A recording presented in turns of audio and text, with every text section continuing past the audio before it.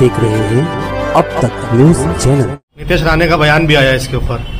उसने कहा कि ये लैंड जिहाद है और अगर इस तरीके के अगर महाराष्ट्र के किलों पर अतिक्रमण नहीं निकाला जाएगा तो हिंदू तलवार नहीं उठाएंगे तो और क्या करेंगे, खुले अल्फाज में उन्होंने कहा। नीतीश राणे को दूसरा कुछ काम नहीं है, सिर्फ सवेरे उठना और मुसलमानों के खिलाफ में जहर उगलने का काम करता है वो व्यक्ति। मैंने कहा कि वहां विशालगढ़ का जो किला है और जो वहां पर दरगाह है और जो वहां प्लॉट है, जमीन है, वो कई 100 साल पुरानी मुसलमानों की प्रॉपर्टी है। 7 या 8 प्लाट के ऊपर तनाजा चल रहा है। इसी मेरी जानकारी हो सकता गलत भी हो।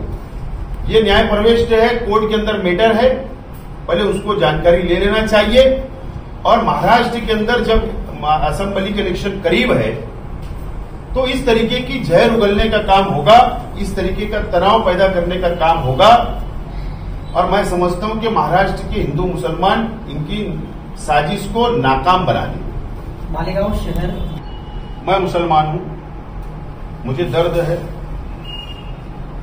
मैं प्रेस कॉन्फ्रेंस ले रहा हूं, डिमांड कर रहा हूं, ये मेरी अपनी जिम्मेदारी मैं कर रहा हूं। मैं 3 दिन बाहर था, नहीं तो मैं सेम डे करता था। मैं 3 दिन बाहर था, रात में मैं आया हूं बाहर से।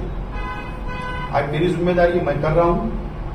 अब दीनी तंजीमों ने क्या करना चाहिए, मैं इतना बड़ा आदमी नहीं हूं कि उन लोगों को सलाह और मशवरा दे सकता हूं। कल इम्तियाज जलील असल में बीजेपी और एमआईएम, ये बीजेपी की बी टीम है। ये महाराष्ट्र नहीं, देश के मुसलमान भी समझ चुके, जनता भी समझ चुकी। कानूनी लड़ाई लड़ना चाहिए। वहां के लोगों को, वहां के ट्रस्टियान को, वहां के मुसलमानों को कानूनी मदद हम कैसे पहुंचा सकते हैं, इसके ऊपर बात होना चाहिए।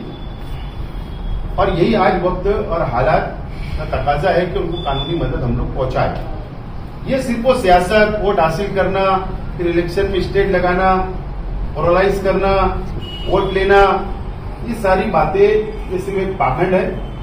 उनको कानूनी मदद पहुंचाना चाहिए, चाहे वो कोई भी धर्म, कोई भी जाति के लोग हो। अगर उनसे हमदर्दी है, कोई भी पार्टी के लोग हो, तो कानूनी मदद उनके साथ उनको देना चाहिए। उनके जाने को आप क्या देखते हैं? नहीं, मैं ऐसा चाहता हूं, मैं ऐसा देखता हूं कि जो एक तारीख है इस महाराष्ट्र की, इस देश की, कि एक तरफ बीजेपी भी भड़काऊ काम करती है, दूसरी तरफ एमआईएम भी भड़काऊ काम करती है, और ये दोनों भड़का के अपने अपनी राजनीति सीधी करने का काम करते हैं।